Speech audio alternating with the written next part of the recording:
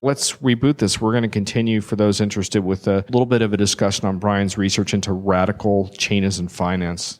You know me, I love to talk about debits and credits. I'm not an accountant, but I'll play one on TV for about 20 grand an hour. But you even predicted the end of spreadsheets, sort of. We'll get to that in a sec. Anyway, and we're back. This is John Reed. I'm rejoined by Brian Sommer in the same nondescript location. We're actually standing up, folks. This is how committed we are to you, the audience. Yeah, no comfy chairs for us here. No chairs. The chairs are next to the annoying music, so we're stuck here. But we're gonna talk a little bit about Brian's research into radical enterprise performance management, which was a topic that you sprinkled Diginomica with, shall we say, with a recent article. Yeah, that was interesting. So was some of the feedback I got on that. To back up, though, what's going on is that people can do more now with budgeting, planning, and forecasting using non-traditional sources of information. So you could use other data to plan your top-line revenue, or to figure out what your training costs are going to be, what your retention issues are going to be, and how much headhunter fees you're going to have to pay, and on and on and on. You can find out product quality, product recall issues, warranty costs. You can do all of that now from a budgeting planning perspective with big data, instead of somebody's kind of, holding a thumb up in the air and kind of giving a good swag guess on what's going on. And at the risk of using a totally cliched word, this is pretty disruptive, right, to hugely existing so. accountants? Yeah, hugely so, because if you look at the way most firms have done budget planning and forecasting, they always pull out their favorite friend, Mr. Spreadsheet or Ms. Spreadsheet or whatever, yes. Depending on the gender of your spreadsheet. And or they'll go into their financial system and they might have a third-party bolt-on product that will extract last year's actuals, and then you can do some manipulation, and then on their worksheet tool, or export to a spreadsheet, and then you reverse the process, and then somehow magically after 10 iterations it ends up back in the general ledger, and it's out of date and obsolete from the moment it got put in there. But people go through this time-consuming, hated ordeal every year. I know I used to do these all the time at a previous life, and I hated that thing. All I did was I plugged the bottom number, and I just put any kind of things in the columns just to get those people out of my hair, because all I managed to was the bottom line anyway. So what's a use case where a new data source would have an impact positive for a business as far as incorporating that into the accounting work? So here's a simple one. I'm going to use social sentiment data to find out what's going on in the marketplace with the sale of my products and with my competitors' products. Mm-hmm. And if it turns out that people are really dropping some serious smack on my competitors' product on Twitter, maybe it's got bug issues, product quality problems, whatever. I don't care what the salespeople are telling me or what's in the sales pipeline for my CRM system. What I'm seeing in social media, because maybe I'm a manufacturer and I'm 2 and 3 steps removed from the end customer. Now I see there might be a huge opportunity. Man, I'm going to goose those numbers up because I think we've got an opportunity to succeed in the market. And it's by using, in that case, social sentiment data as a better indicator of customer trend activity to guide my revenue number.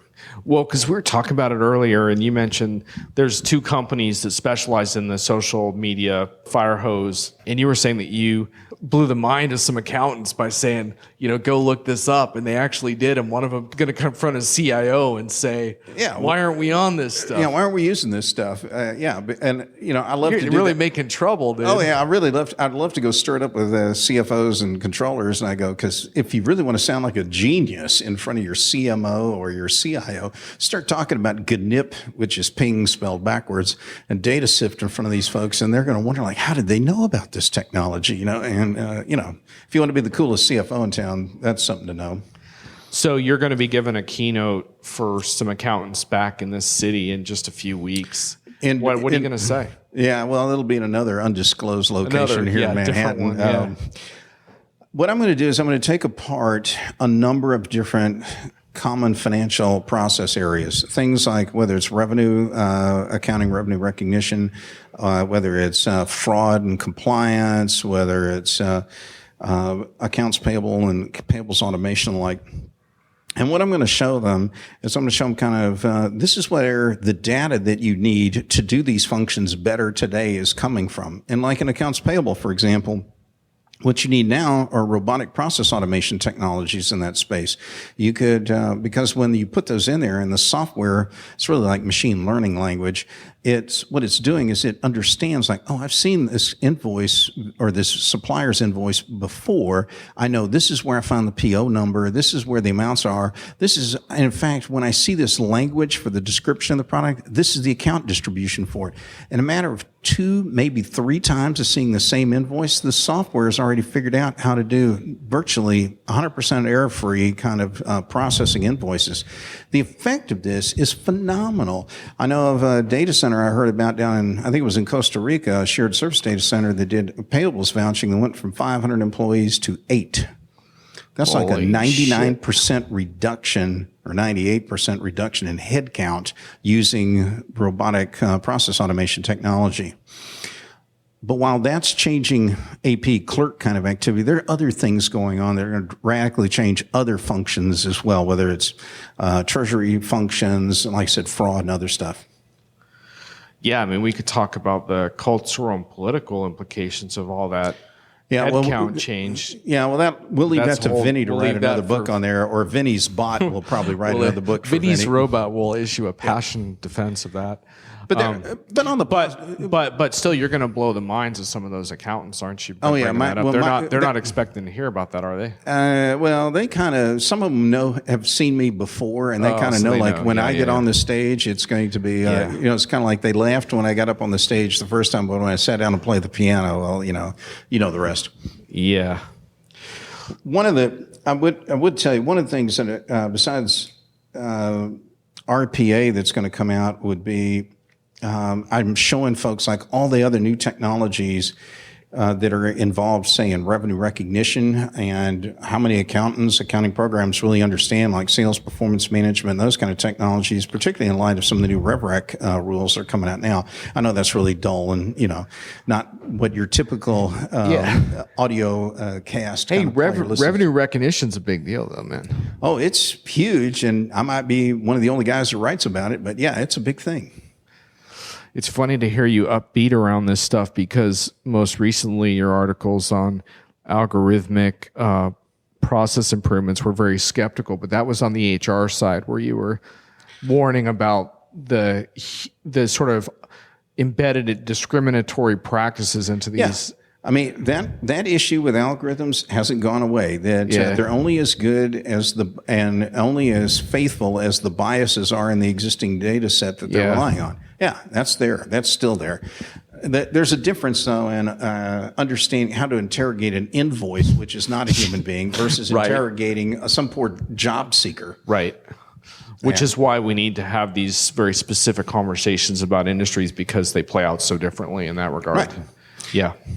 You could be upbeat about the effect of robots and in the accounts payable department, saving people from crappy jobs. Ideally, they're upskilled into better ones where they can actually have business impact, Oh, I think if you ask most accounting professionals, what do they really want to do? They probably don't want to be doing eliminations, reconciliations, and vouching of invoices. Right. They want to be dealing with things that are going to drive the strategic future of the company and the business. They want to actually have a real impact on the company, not just prepare schedules that get fed into like an audit. That's just not where they want to go. All right. So one related topic that I don't want to miss, which is you've been obsessing over an analytics project in the airline industry. Oh God, you wouldn't bring Tell that us up. about this. Well, I really think there is a real need for the airline industry to develop a set of analytics around the customer. Now, you and I, John, we're not really customers of airlines. We're revenue passenger miles. We are seat miles. We are all kinds of names, but we're not a customer. You're not John Reed. You're not somebody who has flown with a particular carrier for like 15 years. They don't know how many times you've really flown. I mean, they may say they do, but they don't. They don't analyze that stuff. So you were saying that even though you've flown American Airlines for 30 years, from an analytics perspective and from a customer service perspective, you receive no consideration whatsoever. I have been a Platinum for Life guy, and I generally have requalified Platinum or better every year I've been in that program since 1987. I had one time I had 3 months in 1 year. I flew over 100,000 miles in a month. I did 3 months like that. And it doesn't impact how you're treated. I might as well have cubic zirconia status. It sounds good, but it's not worth $5. But part of this is because when I say you're not a customer to them, the customers they think of are travel management companies or corporate accounts that they negotiate with. And they don't have the time frame view to see how your flying has changed over time. And part of that's because many of their systems for ages have been constrained, which you think is one of the most hilarious topics that you hear me talk about is the idea of constrained IT. But IT isn't constrained anymore. So I think the airlines need to get some of that unconstrained technology and take a better, deeper look at their flyers. Because what they'd find out is there are a bunch of really great people who fly 50,000 miles a year and have, like me, for 29 straight years. And where's it getting them? Nothing. So do you think the ultimate promise of this would be real-time adjustments?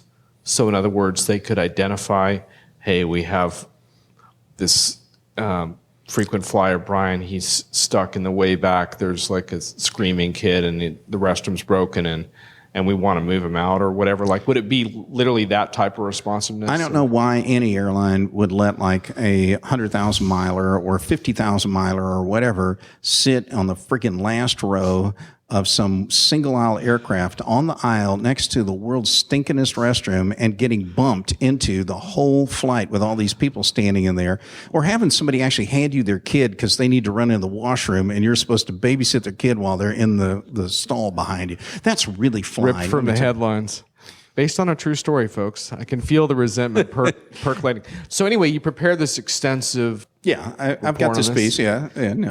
And are the rumors true then that you might become a lucrative executive hired by an airline to implement these analytics best practices? Okay, first of all, John, they'd have to read it, then they'd have to take it to heart, and then step 3, they'd actually have to reach out and call me.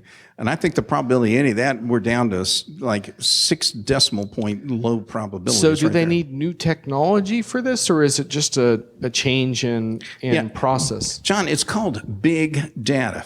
And in the airline industry, there's another word too. They have something called dark data. It's regular transaction data that they never look at. So if you went back and actually pulled that stuff up and took a look at it, you could mine all kind of stuff. And yes, it's analytics run against big data. They have it. They're sitting on a freaking gold mine of it if they would just look at it and use it. Where's Rodney Dangerfield when we need him, man? I tell you, man, I get no respect at all on these airlines. Oh, I'll tell you, the other day I went to go fly down to go see my doctor. My doctor, Vinny Bimba. Yeah, you know him. Anyway, you get me going. You might channel Rodney for sure on this. And I think that's maybe where we should leave it, Brian. Oh, I think we should have left it probably a minute or two ago. Yeah. We'll save the Borscht Belt Lounge Act routines for after we turn off the recording. But thanks for joining. Appreciate the insights, man. Hey, as always. Thanks, John. Later.